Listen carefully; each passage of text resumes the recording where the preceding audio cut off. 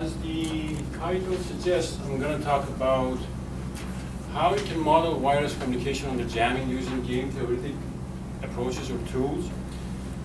So today we use wireless communication almost everywhere, all day. But the problem is, security issues of wireless communications is still a very serious concern. And that it's not limited to the physical layer. It includes all the network layers, physical link layer, and so on. And among many of the security concerns, physical layer jamming is one of the most challenging and also one of the oldest ones. And it's becoming even more challenging because nowadays we can buy this relatively cheap software-defined radios, which are, by the way, very capable. And for example, you can buy this hack RF software-defined radio for $300, something like that, and it can transmit between 6 megahertz up to 10 megahertz up to 6 gigahertz, which is impressive. Given that it's like $300, and that covers most of our wireless communications. And people have been using these software-defined radios to implement very effective jamming attacks against wireless networks. But the thing is, there's a ton of work out there that discusses how you can jam a communication system or how you can make an anti-jamming technique. But there are very few works that models of wireless communication under jamming. So our goal in this work was to develop a general framework for a wireless communication under jamming that can be used to, that can be applicable to many jamming problems. So here's the outline of the presentation. I'm going to talk about jamming a little bit more, and then I'm going to cover some fundamentals of game theory because that's the thing that we're going to use. Then I'm going to present the system model, and I'm going to talk about the problem that we're trying to model. And then I'm going to talk about the game framework that we're going to use. We have a case study, which is we basically study a typical jamming problem, and we show that this framework actually works. And then I'm going to conclude the talk after that. So as you all know, wireless communications happen over a medium that is not basically shared only between the communicating nodes. Others can listen to it, and that makes physical layer in wireless networks exposed to jammers and eavesdroppers. But we're not concerned about eavesdroppers here. We're just going to talk about jamming here. Classic techniques to combat jamming is spread spectrum, power modulation, or coding control. But the problem with physical layer jamming is that not only it can cause denial of service or service interruption, or even it can decrease quality of service at the physical layer. What happens is nowadays people are using jamming to open some other attacks, like man-in-the-middle attacks, spoofing attacks, and downgrade attacks. So what happens is people start jamming the physical layer to do some other attack at the layers that are above physical layer. So jamming is not a physical layer problem anymore. It affects all the network layers.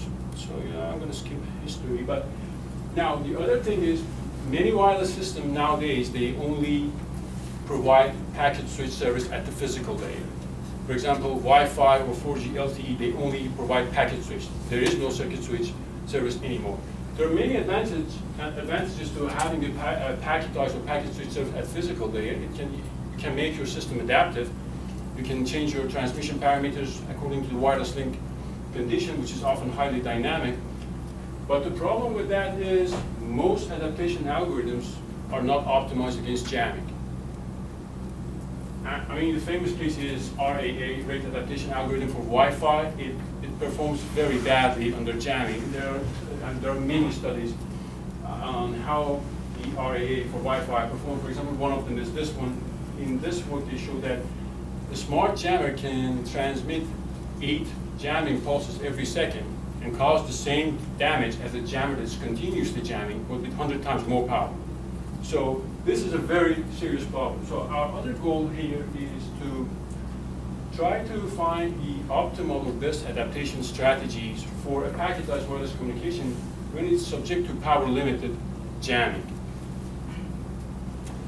Okay, now I'm going to talk about game theory a little bit. So in a nutshell, game theory is basically a mathematical toolbox that you can use to model interactive situations. Basically, when you have two different agents that are interacting, you can use game theory to model the situation and also predict what should happen or what might happen when these guys are interacting.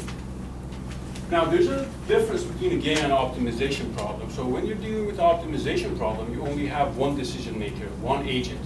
You have an objective function, you have set of constraints, and this is an optimization problem. But here, in a game, you have at least two decision makers. You can have more, but you have at least two decision makers. And the decision that one player makes have effects on other players too. So you cannot use, traditional optimization tools to study the game.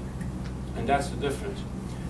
Now, every game has three components or elements: players, actions or pure strategies, and the preference relation.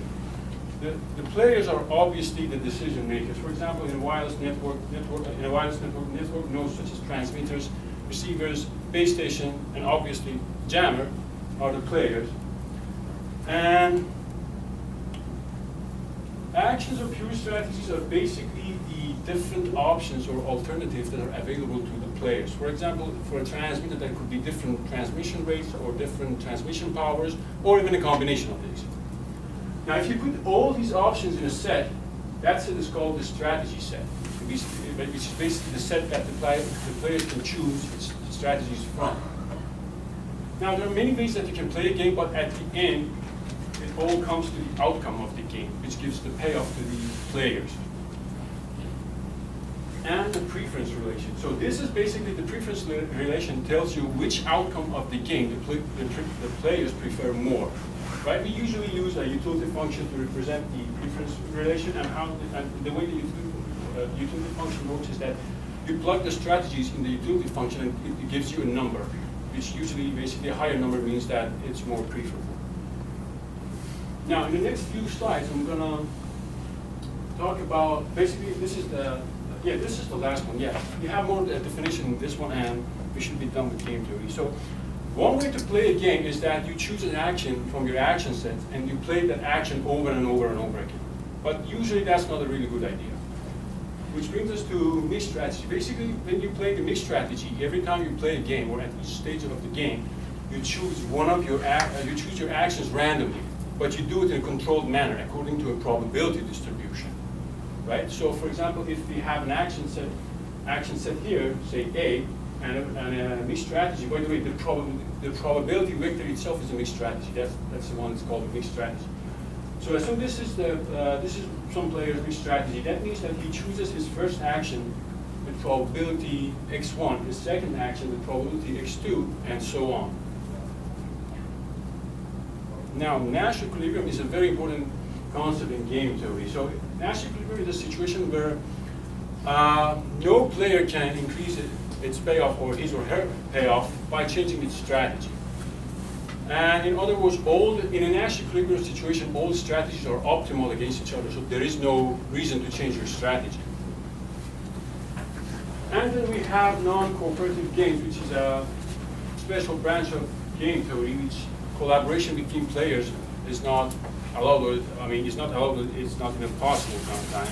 And it's often used to model situations where you have a couple of different players that are competing with each other to gain access to some shared resources. Or when you have a case when players have conflicting goals, such as jamming.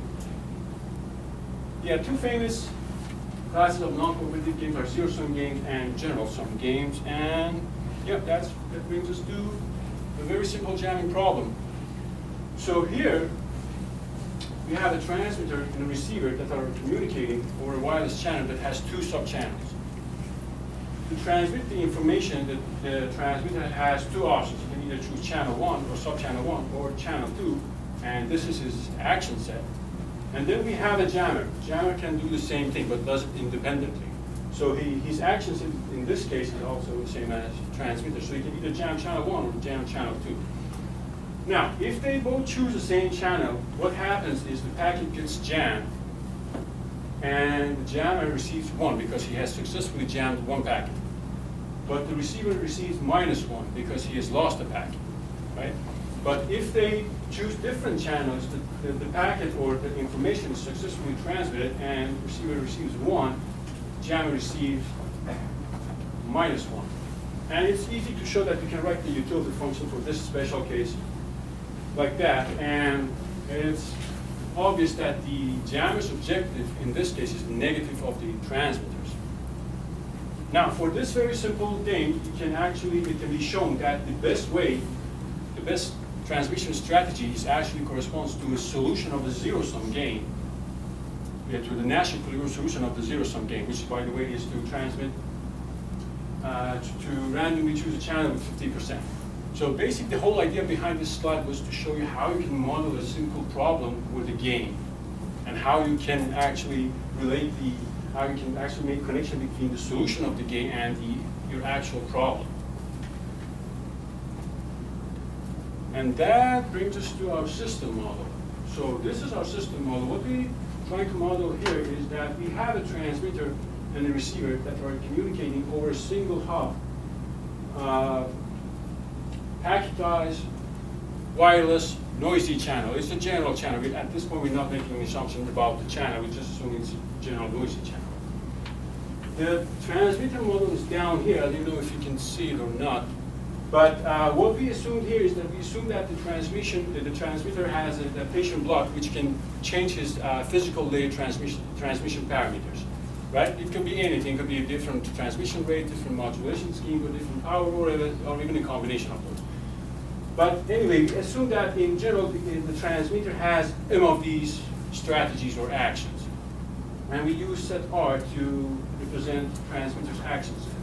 But to make things interesting, we are not allowing the transmitter to use his best strategy all the time. That's why we're putting this average constraint on transmitter's actions. And there are many cases that you have such a thing. For example, assume your transmitter is battery operated. You can use your maximum transmission power all the time, but to preserve energy, you might want to just keep your average power below some level, right? And we assume the same thing for the jammer. So since we're considering the physical layer jamming, the jammer's action set is basically some different jamming powers are literally distributed between some minimum jamming power and some maximum jamming power. And we assume that he has another average constraint on his strategy, so he cannot jam with his maximum jamming power all the time. Now, here's how the model works. So, to transmit each packet, the transmitter selects one of these strategies and transmit that packet with that strategy, right? Now, independently, the jammer does the same thing. He chooses one of these jamming powers and jams that packet. But they have to maintain their average constraints. What the receiver receives is this corrupted version of the transmitted package. This is basically what we're trying to model. Now, in the next few slides, I'm going to put what I just said into a game theoretic framework. Basically, we're trying to do the math. So we use vector R and J to represent transmitters and jammers action sets. And we use X and Y to represent the mixed strategies. And by the way, remember that these mixed strategies are simply probability vectors, right? But here, as I just said, since they have those average constraints, they cannot use any probability distribution they want. They can only use the probability distributions that satisfy these average constraints. Now, in the general case, the transmitter and the jammer can have two different utilities, but since we only have two players, we can just put the payoffs in a matrix and just use payoff matrices. And we don't have to deal with utility functions. And the way payoff matrices work is that assuming that the transmitter is the row player and the jammer is the column player, and say that the transmitter chooses his ith action and jammer chooses his kth action, the element at row I and column K gives the payoff that the receiver receives, right? So and we're using matrix A for transmitter's payoff and B for jammers, and basically the same thing works with the jammer. Now, if we assume that they're playing mixed strategies, these are the expected payoffs that they receive. The top one is for the transmitter, and the one below it is for the jammer. And hence, our game model is constraint bimatrix game. The reason we have this term constraint is that in standard bimatrix game, you don't have this additional constraint. So to define the game, you only need these two matrices. You don't need any of those terms to define the standard bimatrix game. But for a constraint bimatrix game, you need all of them. Now, one way that you can approach this problem is that one guy can say, okay, I have my own utility function. The other guy has his own utility function. I don't care what he wants to maximize. I just want to use my own, I just want to maximize my own utility function. Now, it can be shown that this problem actually is a constraint zero-sum game, and you can use linear programming to solve it. But the important thing is the strategy that you get from this game is called the max-min strategy. If you play this strategy, what you get is you get a minimum guaranteed payoff, which is independent of what the other guy does. It doesn't matter what he does, you always get this minimum payoff. So what the zero-sum game gives you is basically gives you a lower bound on your payoff. Now back to the bimatrix game. So now assume somehow the jammer is playing his best strategy, his optimal strategy, Y star against the transmitter. Now his best strategy against Y star is given by this problem. Basically, he wants to maximize his strategy against jammer strategy. We can assume the same thing for the jammer. We can assume that the transmitter is playing his best strategy, and the jammer's best strategy against that is given by this problem. Now, if you look at these two individually, they're basically linear programs, right? But the problem is you don't know X star and Y star in advance. You don't even know if they exist, because this is not the standard bimatrix game anymore. Now, see what happens if you find a pair of strategies that satisfy both these problems simultaneously. That means you have a pair of strategies that are optimal against each other, right? And that's by definition the Nash equilibrium of the game. So the solution of the game, or the Nash equilibrium solution of the game, is a pair of strategies that satisfy both these problems simultaneously, right? And that brings us to this slide. So for standard bimatrix games, John Nash proved it like many years ago that no matter what the payoffs are, the strategies are, you always have a solution. But that's not the case here. So you have to look into the existence of a solution in this case. You also need to know how you can identify the Nash equilibrium or the optimal strategy in this case. And you also need a systematic way or a numeric way to solve this case. These are all important parts of this constraint game. So I think I'm going to skip this one. So basically, to prove the model has a solution, in general case, you can use fixed point theorems, and then you can either use this to prove that the model has a solution, or you can use it to find what are the necessary and sufficient conditions under which the model has a solution. But I'm not going to details about this. I'm going to this one, how to identify the equilibrium pairs. So the question here is, if I give you a pair of strategies, can you tell me whether or not these two are optimal against each other? This theorem answers that question. It says that a pair of strategies are optimal if and only if they satisfy these conditions. And the good thing about this theorem is that it's an if and only if kind of theorem, so it goes both ways. So if you, any solution of the game satisfies these conditions, and if you somehow find a pair of strategies that satisfy these conditions, it must be a solution of the game. But the problem here is that this doesn't really give us a very good way or productive way to solve the game. It just gives us a tool that we can check strategies to see whether or not they're optimal. And that brings us to this one, this theorem. So this one gives us a systematic way or a numeric way to solve these kind of games. So it says that this game, every solution of this game is a global maximum of this quadratic program subject to these constraints. And again, it's an if and only if kind of theorem. So if you somehow find a global maximum of this guy, it must be a solution of that, and every solution of this is a global maximum of this one. So far everything was general. We didn't make any assumptions about the payoffs or specific actions. Here we're going to study some typical jamming scenario, and basically show that the framework that I was talking about basically works. You can just use it to study jamming problems. So here, assume that you have a base station that's communicating with a mobile user over a packetized single hop AWGN channel. And also assume that our base station is not battery operated, so you can transmit his maximum jamming, his maximum transmission power all the time. But what he has a rate adaptation block. He can change his rates, and the rates are basically between some minimum transmission rate and some maximum transmission rate. And his goal is to maximize the average throughput of this link. That's what the transmitter wants to do. Now, the AWGN channel is subject to additive Gaussian channels, and Gaussian jammer basically adds to the level of noise. And what he has is he has a set of different jamming powers, which are between 0, which basically means not to jam at all, and some maximum jamming power, but then he has to maintain some average jamming power. But here, in this case, the jammer doesn't care what's inside the package, he just wants to destroy the package. So he wants to maximize the number of destroyed packets. So in this special case, we only have the average constraint on the jammer, not on the transmitter. Now again, I'm not going into details how you can define the utility function and how you get here, but it can be shown that in this case, what you get for a transmitter's payoff matrix is a lower triangular matrix, where the elements, the non-zero elements of the matrix are basically the available rates, right? But what you get for the jammer is an upper triangular matrix, where all the components, all the non-empty elements are 1.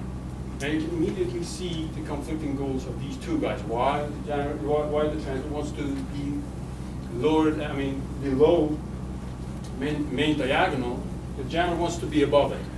Right? This is one way you can capture a conflicting goal.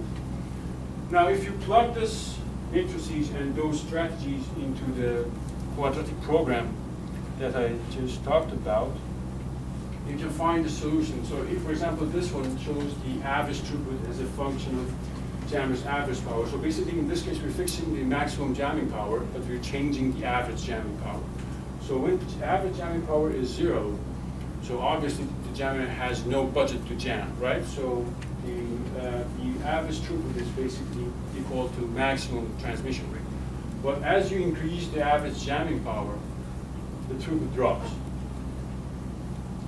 Now, here's the jammer side. So this is basically the same thing, except that we don't have the throughput here anymore. We have the percentage of the destroyed packets here. And by the way, this is the jammer's max-min strategy. This comes from the zero-sum game, right? This is not the biometric game yet.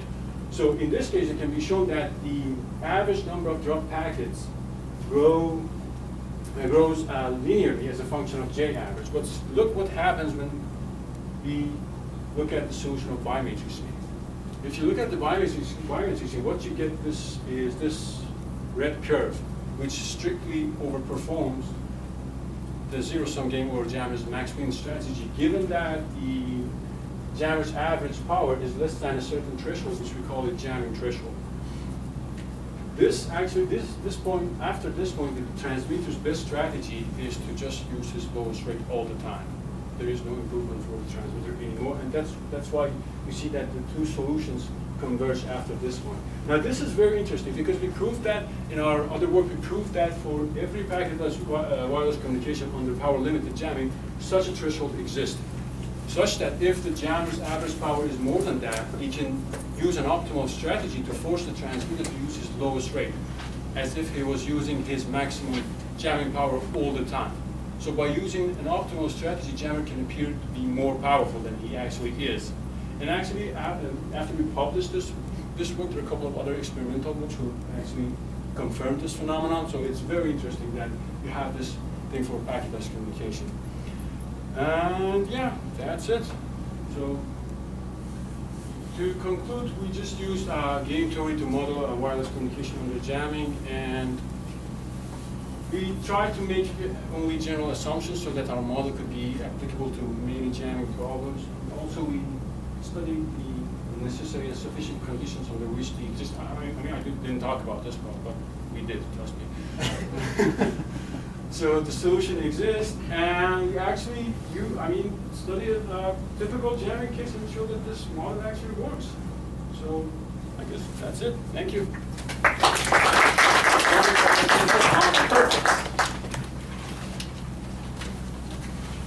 Question. Okay, so one thing I'm trying to understand understand is, if I just think locally about playing a game, I try to, maybe I try one approach and then that doesn't work, so I shift and I try something else, and then I shift and I try something else.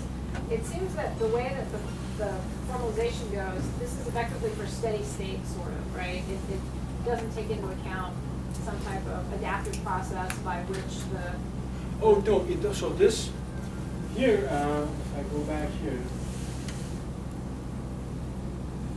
So, basically in zero-sum games and in bi-matrix games, the assumption is that both players have, complete knowledge of the other player's actions, all the parameters. So jammer knows the available rates, the transmitter knows the jamming power. So I'm basically going to compute my globally optimal solution in one fell swoop, and that's what this is modeling, yes?